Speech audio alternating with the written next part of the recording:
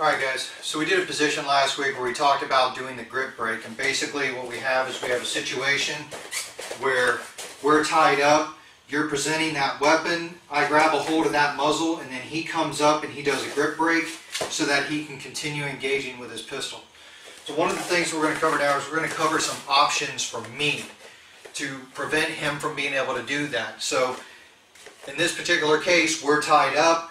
He's using that elbow to maybe brace off of me, and what I'm looking to do is I'm looking to pick this elbow. Now if my arm is on the outside, one of the ways that I can do this is by laying my hand in that bicep, and I'm going to just pick his arm to the outside. What I want is I want my head to come through and to shoot under the arm. And one of the things that you're going to notice is that my body is moving away from the muzzle.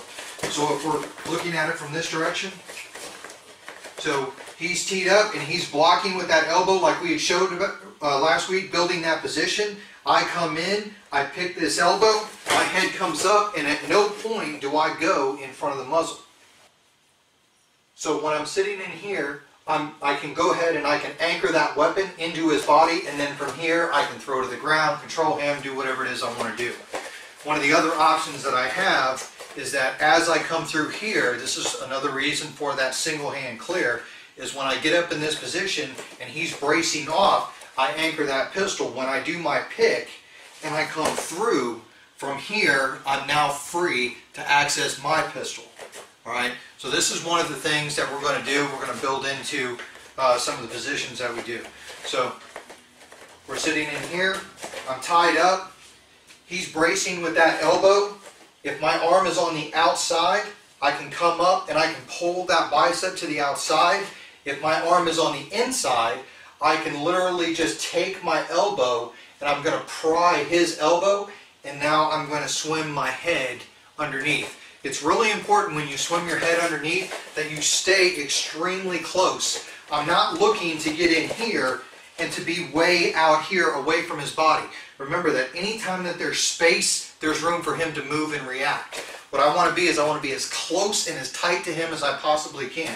So he braces with that elbow, he's controlling that head, he's creating distance, and he's using that pistol. I'm going to pick and come under, I'll anchor that pistol like so into his body, and then I can throw him, or at this point I can start to access my tools to go to work on him. So that's the first position that we're going to look at. Alright, the next position we're going to look at is we're going to look at basically the disarm. So we get up in this same type of situation like we did.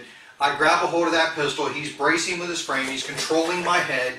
At this point I go to drag that elbow and he's just not having it. He's forcing. Now one of the things that I want you to remember is that if his attention is on this elbow because he feels me picking and he's just not having it, then his attention is not over here. So what I'm looking to do at this point is I'm looking to pull this up past, because if I can get this muzzle past my body, then I don't have to worry about getting shot. So I'm going to move this muzzle past my body here, and I'm going to reach under and grab that wrist, and now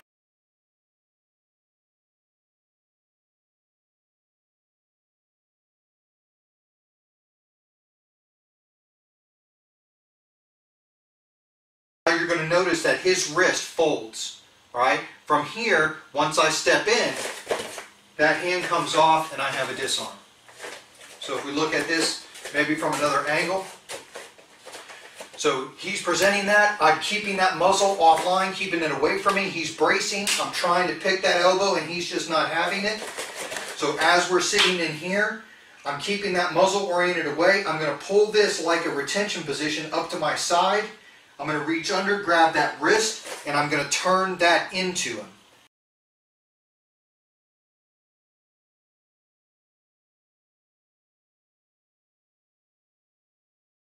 From here, I shouldn't have any trouble stripping that weapon, and now I can go ahead and start using the weapon accordingly. One more time. Switch around here. So from here, I get up into this position, he's bracing with that elbow, he's creating this frame so that he can start pulling back into retention. I'm going to pull this up into my retention, keeping that muzzle past me, and all I'm going to do is reach through and grab that pistol, and now I can start utilizing the pistol on him. Alright? So you guys think about that and train hard.